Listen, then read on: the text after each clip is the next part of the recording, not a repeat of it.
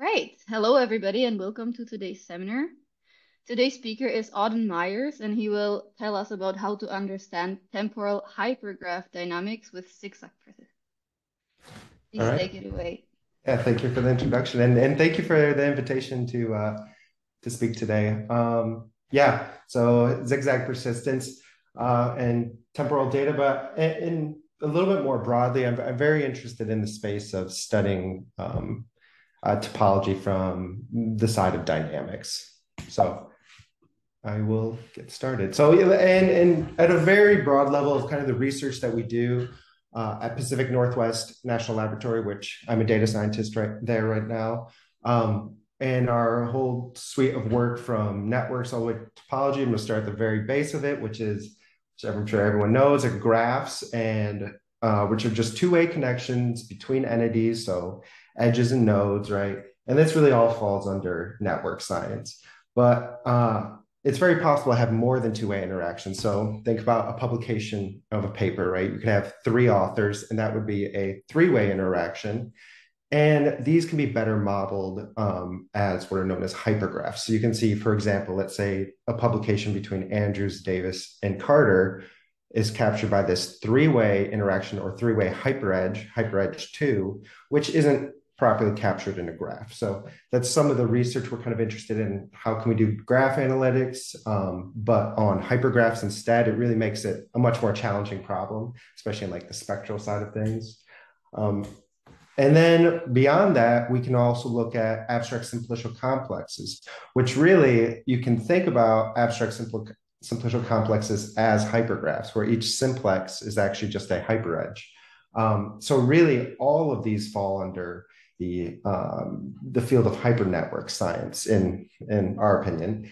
But we can then we have a lot of interest then in studying these objects using topology and study them as topological spaces. So using tools like persistent homology from TDA, as well as like in this talk, zigzag persistence and other methods.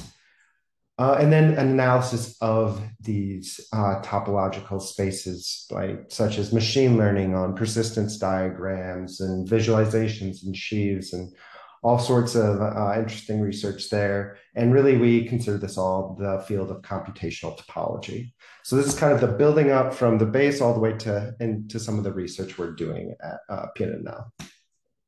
So what is data? Really, this is more of a question of like, what type of data do we work with at PNNL? And we work with a very broad range, all the way from vectors to text, images, combinatorial data, just very, very large, typically very large data sets also. So a wide variety of data sets, and many of these have a temporal aspect to it. So at what time did this vector show up, and aspects like that. So that's a lot of my research, is answering those questions. How can we study data, but temporal data specifically?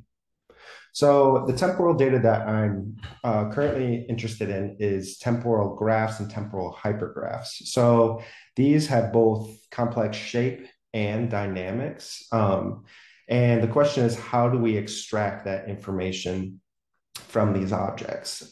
So here, these two examples are both from cyberdata. One is a flow graph on the left. On the right is a temporal hypergraph, and that explosion of the graph that's happening is a cyber attack called a ping sweep. So it's just a quick example of why is this important to study. Is right, we need to look at how the graph is changing. That explosion of hyperedges is important, and it's indicative of malicious activity. So to study this, we can use one option is, right, to take snapshots in time and then study those snapshots using, you could just use persistent homology or homology directly, but that doesn't capture how each moment, each snapshot is related in time. Alternatively, you could take statistics, let's say, and do a dynamical systems analysis on the graph, or we can maybe do like predictions and stuff like that. But then you lose information about the topology, which we've shown to be really important. So the solution is to combine them using zigzag persistence. So it's going to be relating the topology over time and looking at how fast does it change and what is changing. So now that I kind of introduced what I'm interested in, I'm going to go over an outline of exactly what I'll be talking about. So first, even though it's probably unnecessary, I'm going to go over what is topology. Just always do this in all my talks, so why not? And then I'll talk about how we can actually apply topology for data analysis, and then hypergraphs and temporal hypergraphs as a data representation, zigzag persistence of these temporal hypergraphs and graphs, and then applications of this zigzag persistence of these temporal graphs. So first, what is topology, right? We all know geometry without distance, or stretchy geometry. So the classic example of a donut versus a coffee cup, right? And topologists say these are the same object from a topological viewpoint.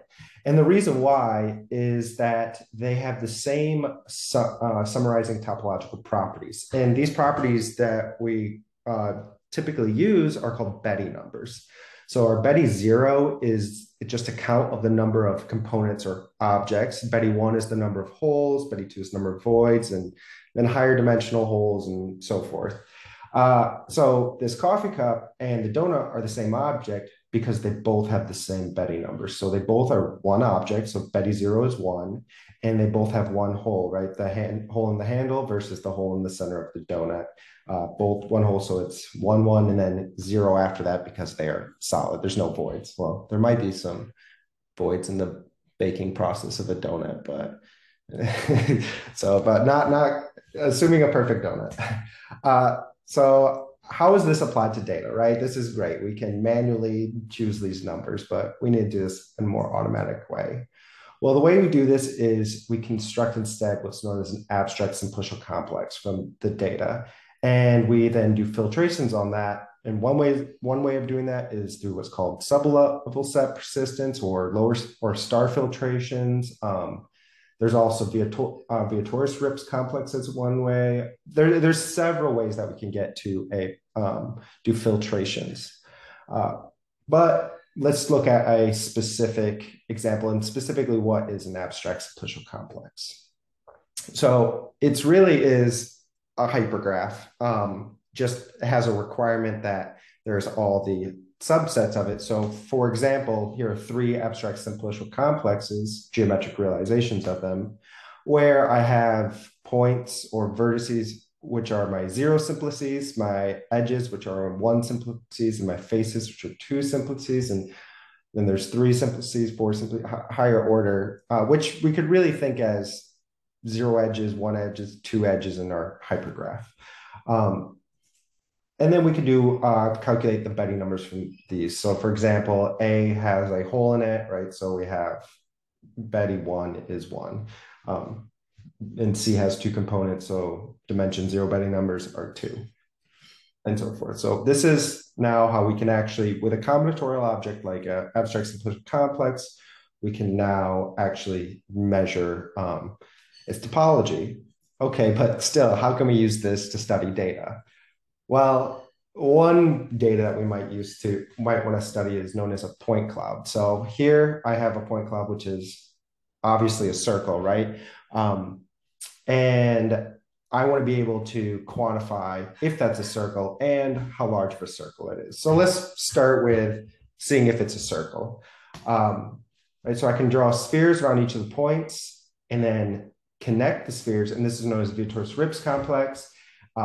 If they intersect around these points, and I get this abstract simplicial complex, and then I can calculate its Betti numbers, so I can see, hey, it's a single component and there is a hole. But this tells me no information about how big of a hole is this, and I also had the challenging problem of how do I select this cover, right? The radius of these spheres, that's not a trivial choice. And maybe different topological features are showing up at different values of my radius. So the answer is you don't choose one, you choose them all. So we do a filtration as we increase the radius of these spheres, and we can track the topology as it changes over time. So we can see H0 are my Betti 0, my H1 are my Betti 1, and then the bar tracks how long they persist. So when it starts, that's known as its birth, and when it ends, that's known as its death, and its lifetime is that difference between them.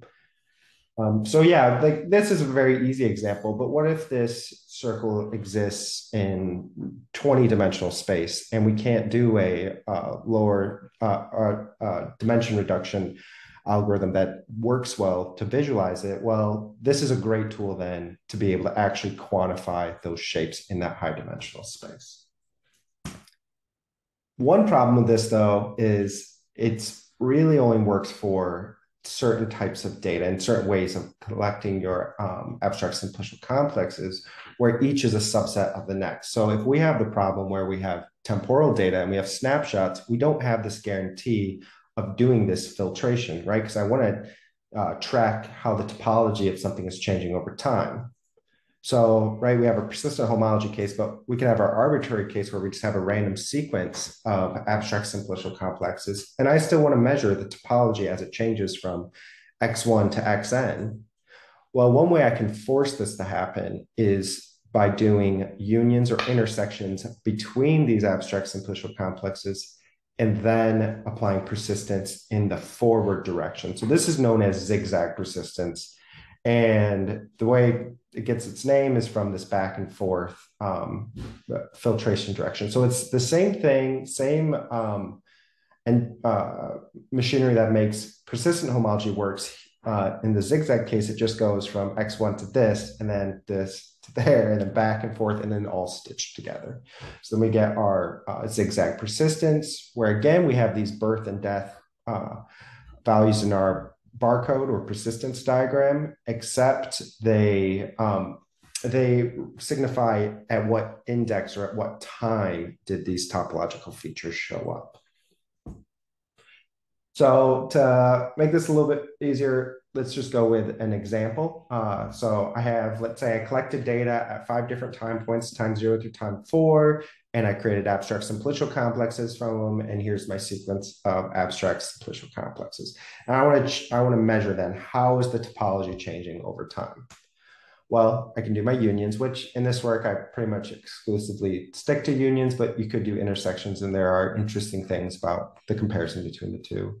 And then I set it empty at the end, and then I give these abstract simplicial complexes in the middle half time points or index halfway in between the two. And I want to see, all right, I have this hole here. Can I track that when I do my zigzag persistence? And I can, right? So I can see it shows up at time 2, and it persists, and it disappears at time 3. Really, these should be half open intervals, right? Because it exists here, but it doesn't here. So, but I did not draw it that way. Yeah, so we're able to now calculate zigzag persistence or track the changing topology over time, right? We had 2 components here, and then at this point they combined. So we can see that in H0, and we can see the splitting again. Yeah. So how can we actually study data now using this tool? Well, one of the works that we've been doing is looking at how can this be applied to just graphs instead of hypergraphs. We'll get to hypergraphs later, but starting with graphs, right? So where we just have our, it's really a hypergraph, but a 2 uniform hypergraph where we have just edges and vertices. So the general pipeline for doing this is we have a temporal hypergraph where each edge has a temporal attribute to it. So these lines just mean when is this edge active and when is it not. Then I do a sliding window procedure, and then I can get these hypergraph snapshots. I do unions between them. Then I get my simplicial complex representation of those, and then I can apply my zigzag persistence module. So more specifically, in more detail, right? I have this graph would be the static representation of it, but I have all these temporal attributes. So for example, edge 0, 1 in blue here is active from about 0 to a little after 2, and then from about 3.5 to a little bit before 9. So you can see it's active only during certain times. But then I can do a sliding window procedure where for my first window, that's the line edge that's active. And the next window, I can see that the 3, 4 edge shows up. And then I can take the unions between these by taking the unions of those windows and get these intermediate graphs, and then apply zigzag persistence. So here it's on a barcode, but a persistence diagram. Where you can see, for example, this hole shows up at 3, 4, and then quickly dies at graph 4 because the 2, 3 edge disappears. And then similarly, this one shows up at 5, 6, and then continues to persist all the way until G8, which is then times 6 to time 8.5. So the first application we looked at was transportation networks in the UK. And we specifically today, I'm just going to quickly go over the results from the rail network. And this is a temporal graph where you can see these edges are inactive during certain points of time. And this is a sliding window for 1 day of activity. And you can see it started out kind of small, got to kind of a steady state, and then reduced back down. And then it builds back up again. So if we look at this over a week of data, we can see this trend that emerges where we have a daily trend where the topology we can see this very consistent shape in the topology, but then at the weekend, we see this change. So we're able to now detect what are the topological differences in a daily trend and on a weekly trend. And it'd be great to extend this out and do some deeper analysis on changes in transportation network over time and what sort of effects these have on the topology. But this was just kind of an introductory analysis of this work. Another application of this was time series analysis, and specifically dynamical systems analysis. So for this, let's say we have a time series data that we recorded, and we want to look at changes. So a lot of applications for this we did some applications for like electrocardiogram and electroencephalogram data analysis for like seizure detection and arrhythmia and applications like that. So what we do is we construct what's called an ordinal partition network from this data. So you have the sliding window, and those 3 points can be one of these 6 different shapes. So you can see if they're all decreasing, it's pi 6. If they're all increasing, it's monotonically increasing, it's pi 1. And the various permutations or ordinal patterns that can be made from these 3 points. And there's n factorial patterns. So this is only 3 points, but let's say there was 4, then there'd be 24 and so forth. So then what I can do is track how those change over time as a permutation sequence. And then anytime there's a transition, I can add an edge to a graph, which then this is called the ordinal partition graph. So what we did is we studied this using topology to see if we could detect, in this specific work, intermittency using zigzag persistence. So we get a bunch of these graphs as we do a sliding window over time. And during intermittency is where we have periodic versus chaotic dynamics transitioning at chaotic intervals. And you can see that during chaotic sections of time series, we get this very intertwined network versus periodic, it's much more circular.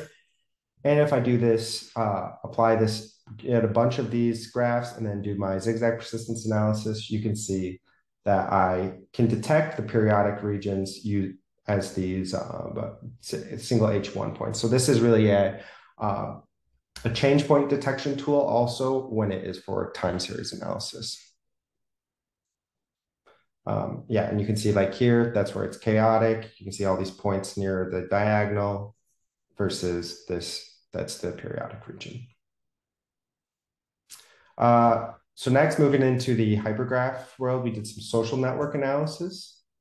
So again, hyperedges have these multi-way connections. So this is the Les books, and each scene in Les Mis as a hyperedge. So in nodes are the people involved in that scene, right? It's just a toy example of another hypergraph, but let's now apply zigzag persistence to these hypergraphs.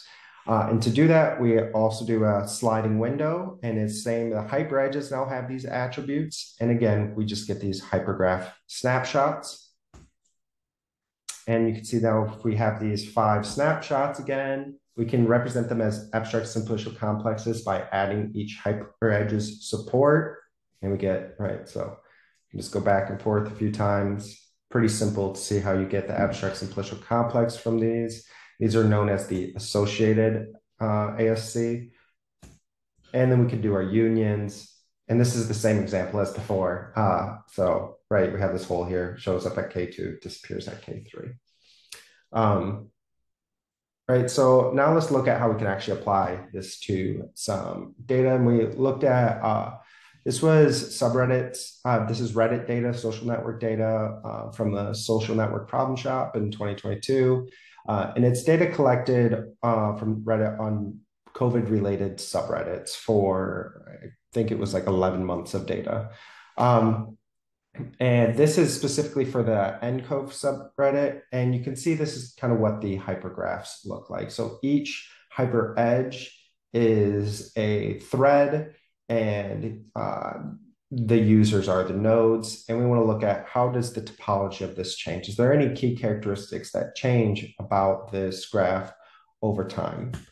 And what we found was pretty interesting. So here's the resulting zigzag persistence barcode. And here's the number of vertices in the hypergraph over time. And what we found is interesting is that whenever there's these increases in popularity, also number of users in that subreddit, we found that it fairly closely correlated with the increase in H1. So our hypothesis is that it's due to when you have a bunch of new users joining in conversations, you have these holes in conversation where people aren't talking to each other yet. So it's an interesting phenomenon that we found by analyzing that, but haven't done further research into specifically what might be causing that. Right, and just a quick analysis, unions versus intersections, we found that, yeah, very similar results. So typically we just do an analysis of the unions, but very similar barcodes. Next application was on cyber data analysis. So cyber data is very complex. It's the specific cyber data we're looking at is called flow data. So we're looking at, and it's stored as a log. So for example, I could have time that, so cyber data is just a capturing the communication of information throughout the internet. So I can have source IPs and destination IPs, which you can think about as addresses, and source port and destination port as how information is, like what ports are using to send information. And then image path is any of the executables that are associated with that transfer of information. And we can create hypergraphs from this data, right? So here's my a window of data for, it's a fake set of data, but you can see it's I have my source IP, my destination IP, destination port. L4 protocol is just the method that the information was sent. So there's all these different fields. And what we do is we choose a subset of them.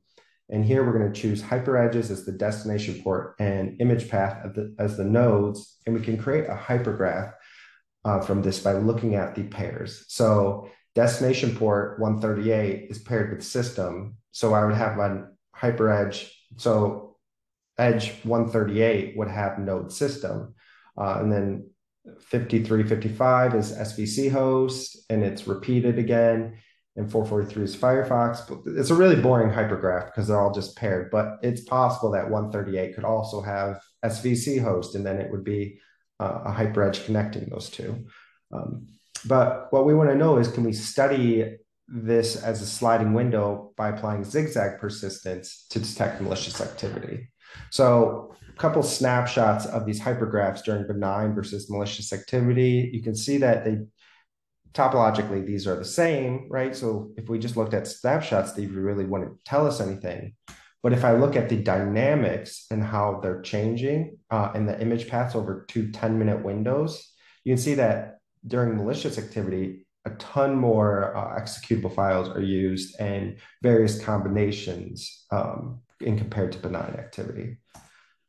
So how can we, so what we want to do is study this data then using zigzag persistence to capture how that how that topology is changing and the rate that it's changing.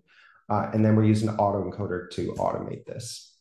And we do this using what's called Adcock-Carlson coordinates or ACC coordinates, and which is just a 4-dimensional vector for each dimension of your persistent homology. And then we feed this into an autoencoder to look at loss. So this is kind of a way of training to see how different the activity you're looking at is to benign or normal activity based off of how well an autoencoder, which is a type of neural network, is able to reconstruct data. So, and we also did a summary statistics comparison, but I'm going to kind of skip over that. So here's our zigzag persistence barcode for benign data and the autoencoder and statistics, which are pretty constant, very low valued.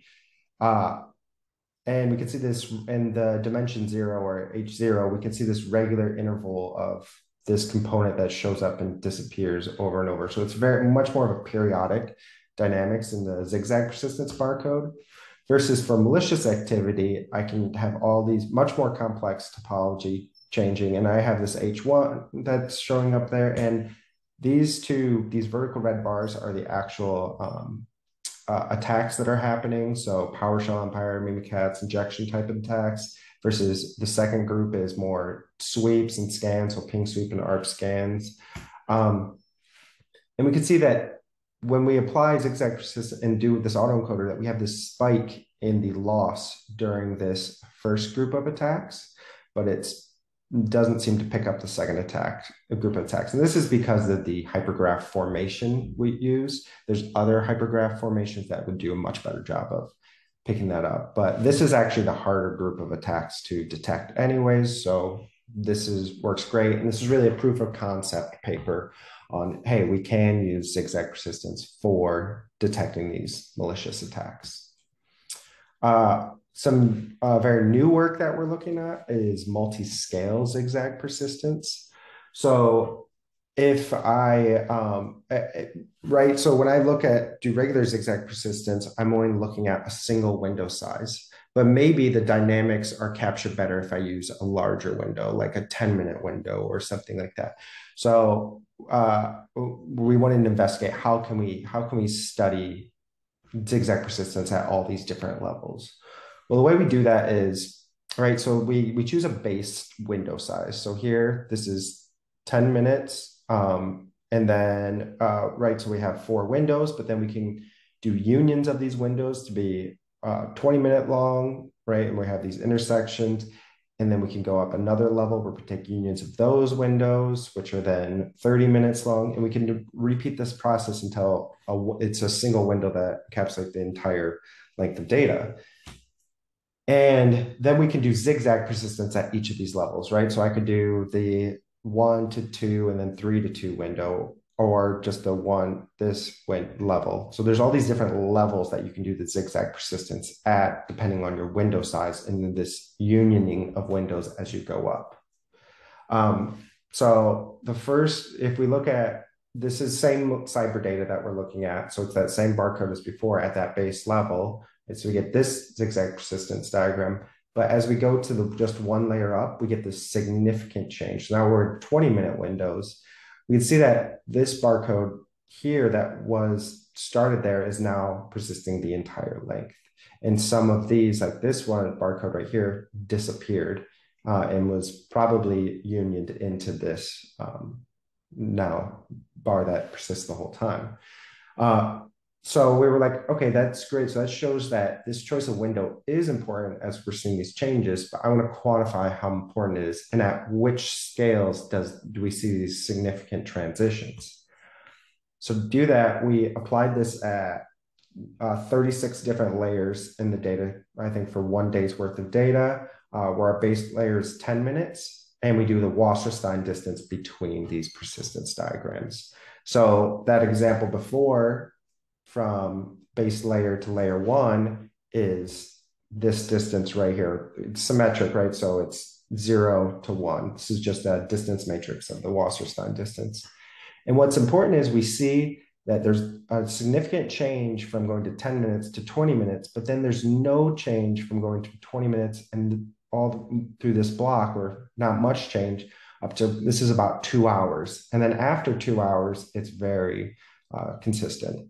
So it's really gives us more of a global understanding of at what time scales are these dynamics occurring, and where are they stable. And we wanted to then ask the question is this indicative of malicious activity? So we broke the data into 1 hour windows and did this same analysis to get these kind of fingerprints of the different scales of the dynamics. And what we saw is that during benign activity, it's pretty consistent, right? So you can see it's just a lot that's happening in this section, and then it stays consistent, and then more benign. It's all relatively similar versus during malicious activity, we get these dynamics that are transitioning at higher layers, and it's more complex. So this was kind of our initial analysis of showing, hey, this might be useful to look at these different time scales of the zigzag persistence as a detection of malicious activity. There's still a lot of work to do in this space, but this is kind of some of our initial results here. How much time what am I at? 11:32. Cool. I've got time for this. The next application was image classification. So this was a publication on topological fusion. I'm just going to show the zigzag persistence application here, but it's essentially what we did in this work was take multimodal data, like if you have audio and video data, or you have audio and image data, can I fuse those modalities of data together to gain additional information? And we did that using topology and specifically persistence images. And this was work with Henry Kavinge and Tegan Emerson.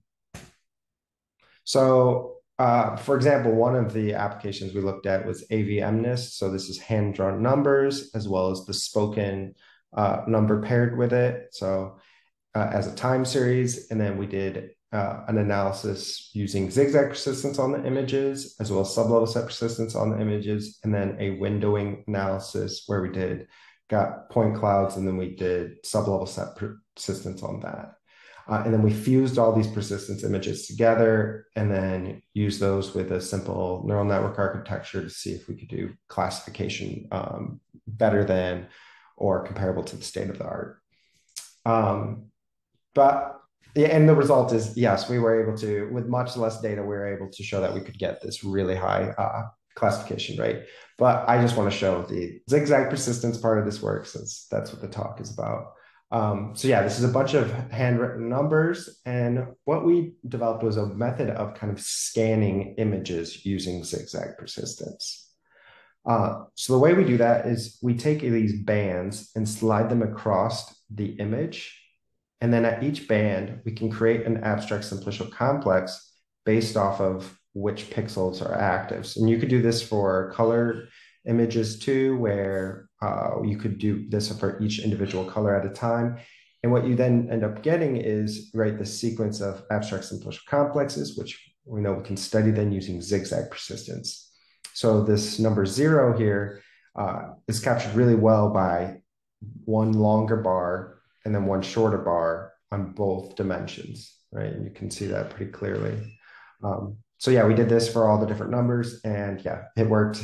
It worked great, right? We had 99.5% classification accuracy just using the scans, which is very close to the state of the art, and it was very computationally efficient. Yeah, that is the last application. And yeah, I'd like to thank all the collaborators for this work. There's a ton of them. Yeah, and thank you all for listening. Okay, thank you very much for the great talk. Before we get to questions, I would like to ask everybody to unmute themselves and clap for the speaker. Thank you. Okay, so are there questions? Wait a minute. I have to somehow. There is a question. I can see the question, the whoever is asking questions very badly. Ah, Bastian. Okay, sorry. Just go ahead. No, no worries, Hella. Thanks for this very interesting talk. So did I understand the method correctly that you are doing sliding windows in, let's say, a kind of discretized fashion? So is it possible that you basically have a sliding window that doesn't change at all for some time?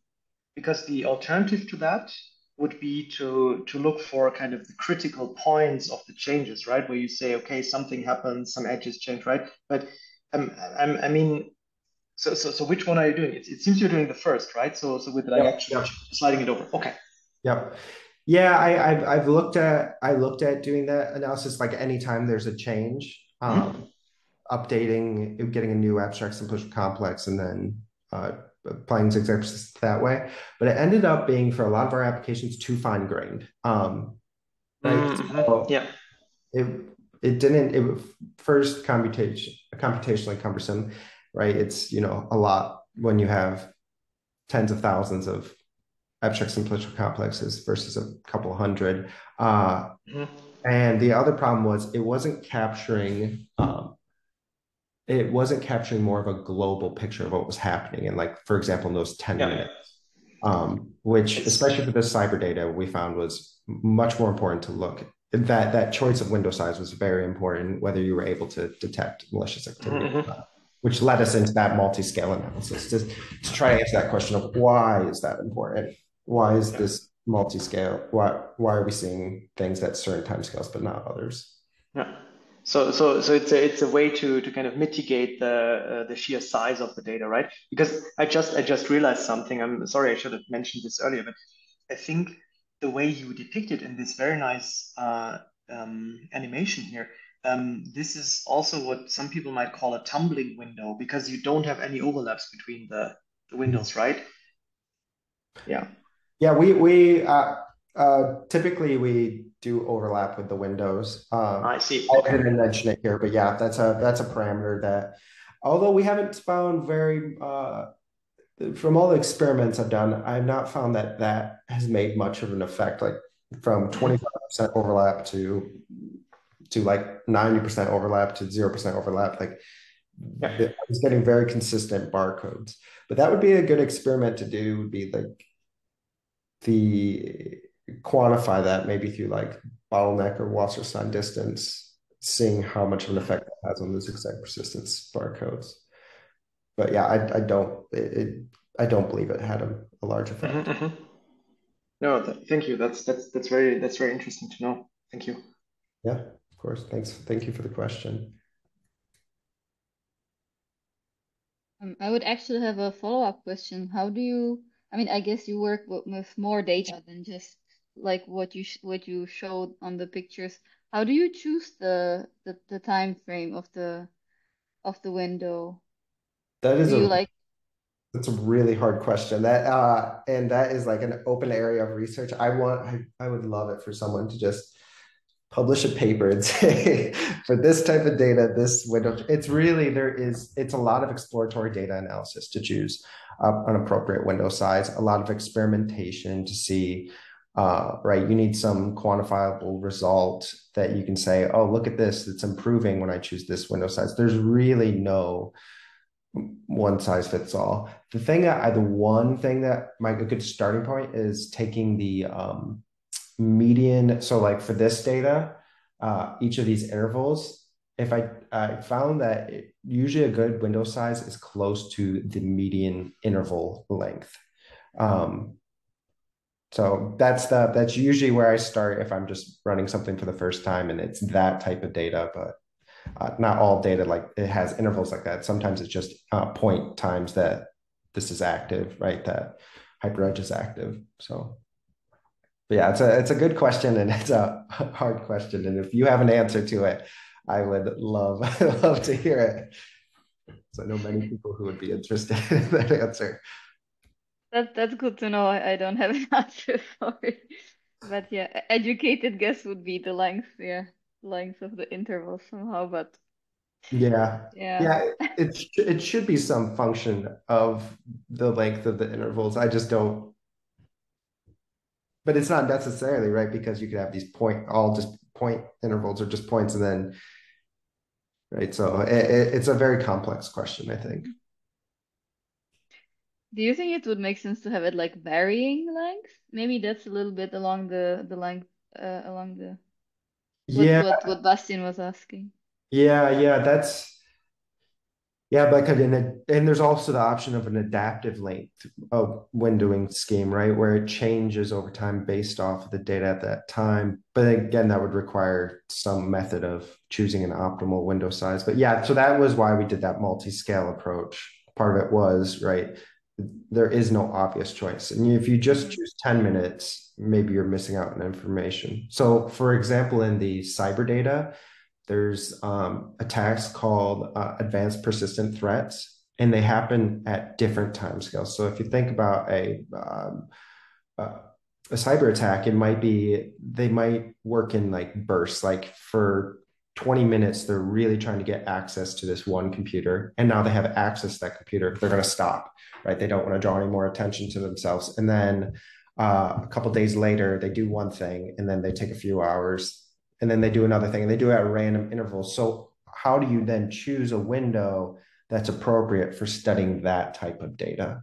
So that's one of the really hard questions, and why we think maybe these multi-scale approaches are going to be more suitable, because then we can capture the dynamics at each of these scales.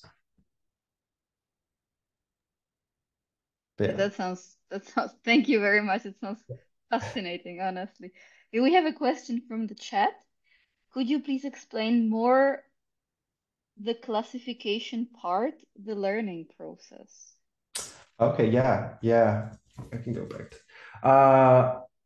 for I guess there's two different parts. There was the autoencoder and there's this topological fusion classification.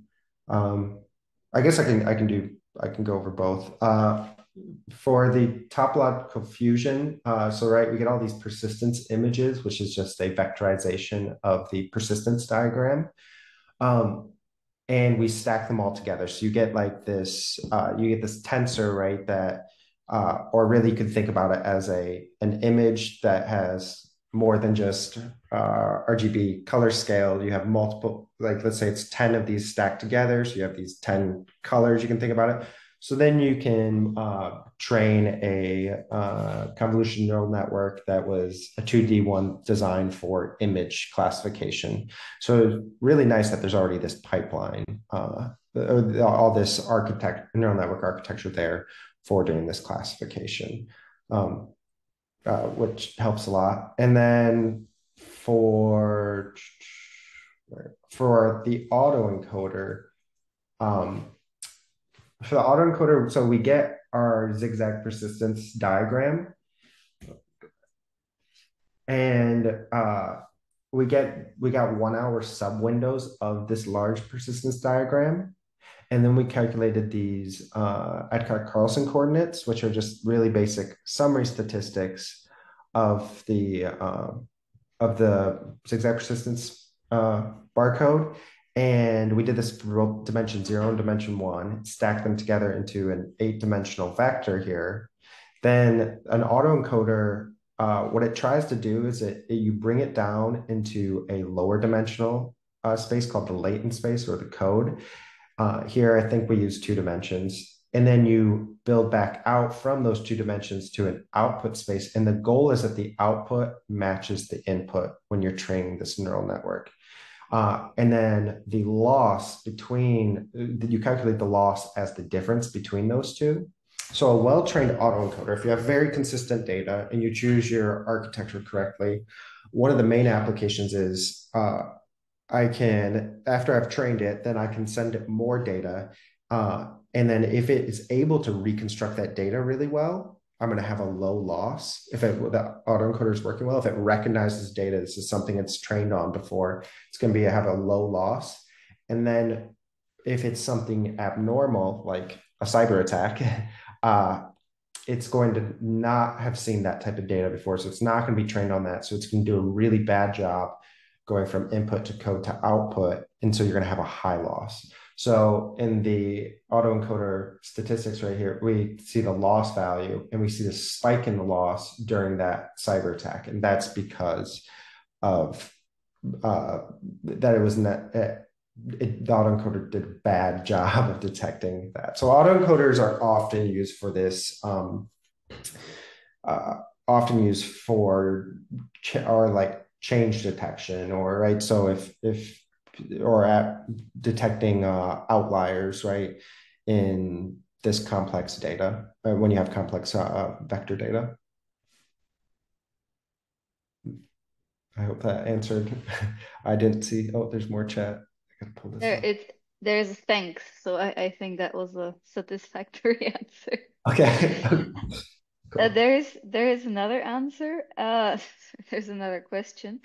Um, um, One of our listeners is wondering if there is an example of multi-way or type of multi-way data in which we can use two, I guess, in which we can use two-parameter persistent homology of hypergraphs. This is a really, really good question. Yeah, I've been thinking about this a lot lately on uh right. So this talk, my two parameters, right, would be uh like let's say you had point cloud data that was evolving over time.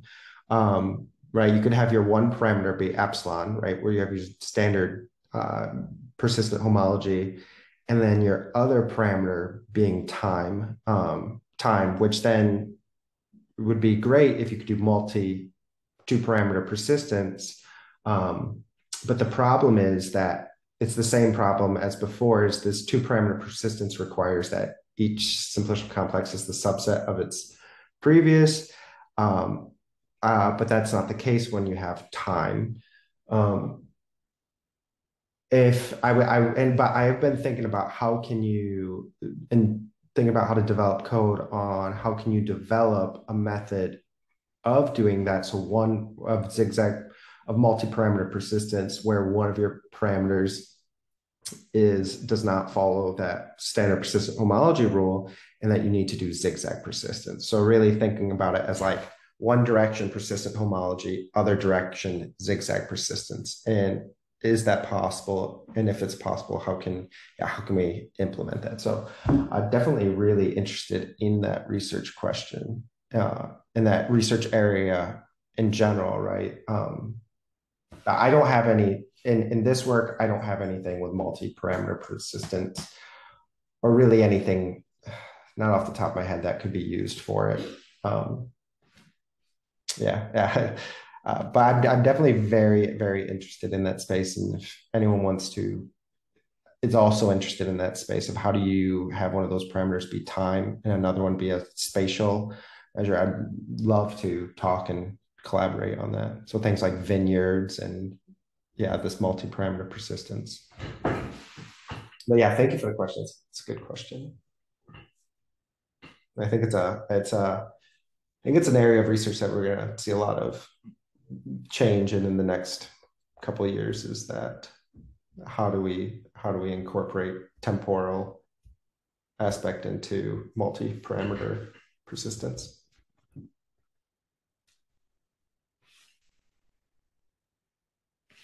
Okay. Are there any more questions, either spoken or in the chat? There is one. There is one. Just please unmute yourself.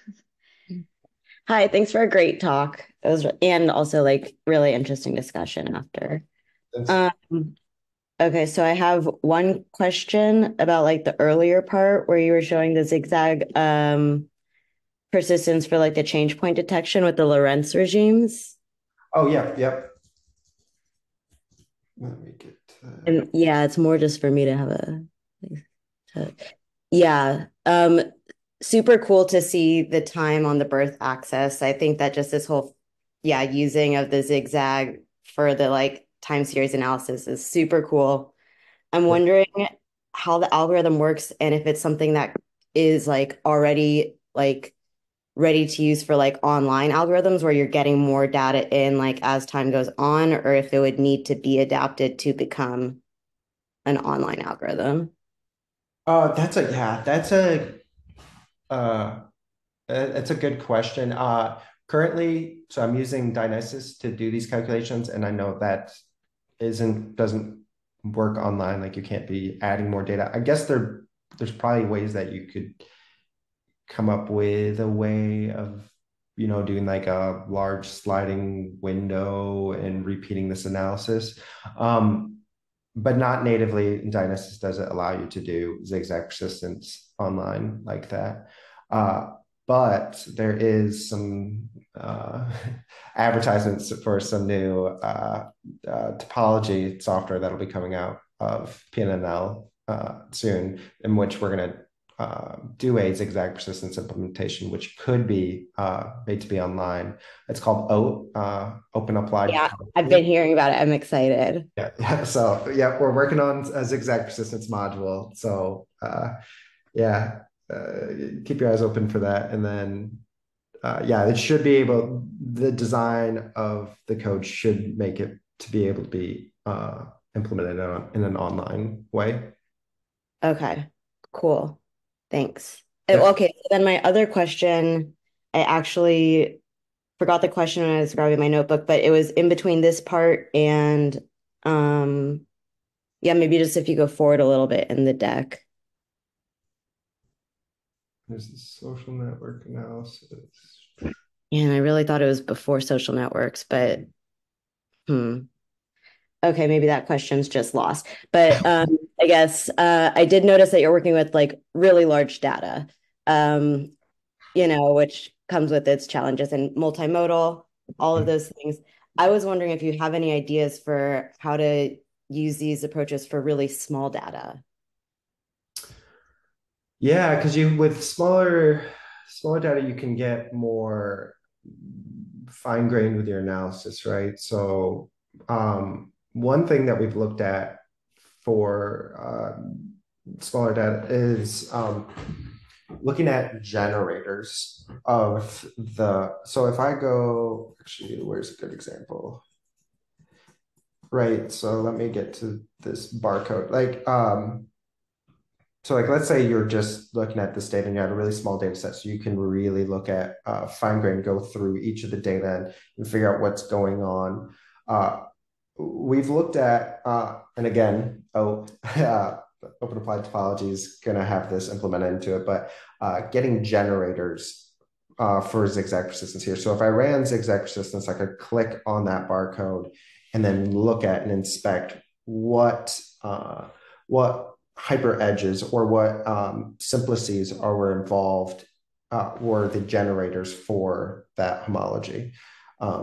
So that's kind of an approach I think for smaller data sets I would take, where you can actually do deeper analysis. Okay, cool. Thanks. Yep. Thank you for the questions. Yeah, good questions.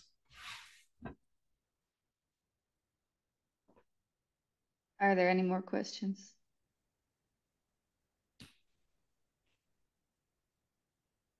Okay, that does not seem to be the case. So thank you again. Yeah, thank you. Thank you for the opportunity to talk. Appreciate all the questions. And yeah, and if anyone is doing any work in the space of right, this temporal analysis of topology, I would love, feel free to reach out, send me an email, and love to collaborate and talk about this work. Yeah. Thanks again.